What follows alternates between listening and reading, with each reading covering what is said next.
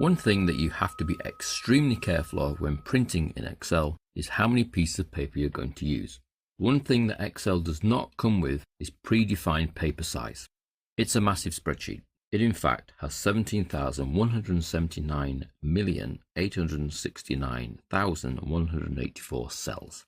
Depending on how wide you make those cells, how high you make those cells, you could be using thousands upon thousands of sheets of paper. So one thing to always check before you ever print in Excel is Print Preview. Now, when you firstly go to the print dialog box in 2013, it now includes all the print settings and Print Preview. And here we see how many pages we're going to need. But we can still control that. We have full control over the page settings. Now, really, in order to do this, there are two main tools. Let's just escape to go back to the document. The first of those tools is to change the view to Page Break Preview. View, Page Break Preview, and then we can see how many pages are being used and really how that distribution is taking place.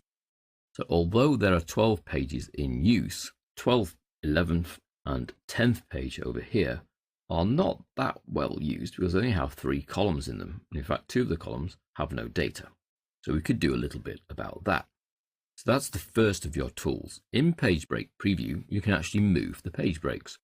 If I wanted to move my page breaks over, I could move that one over to include Town City, and I could move that one over to include these other columns.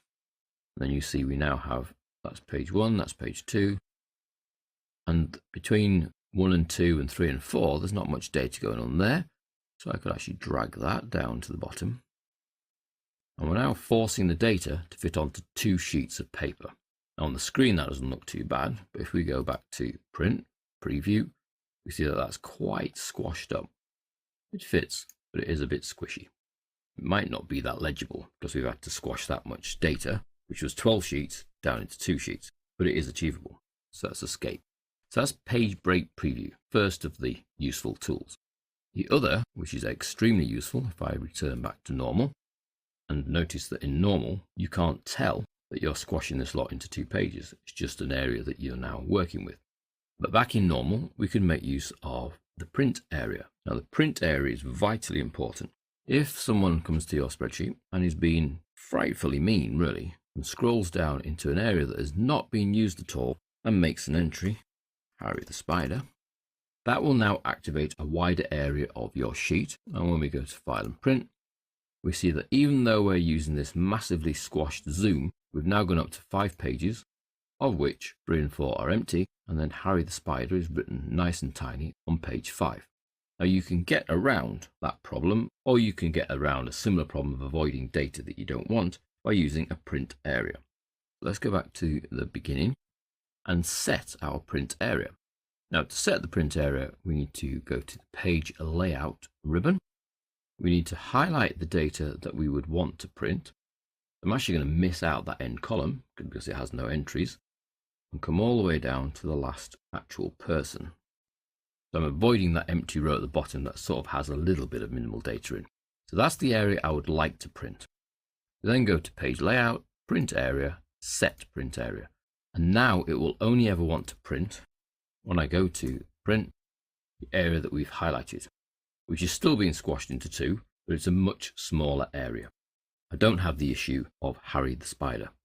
Now there are other tools that we can use. We can increase the margins. If I view the margins here, I can adjust them in the preview. I can sometimes look at changing the orientation as a way of improving the layout. That also can be done here from the print dialog box.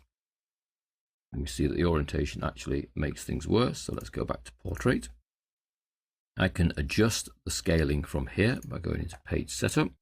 It's squashed into 46% of its original size because of me adjusting manually the page breaks. So let's go back up to 100. Otherwise our document will not be that legible.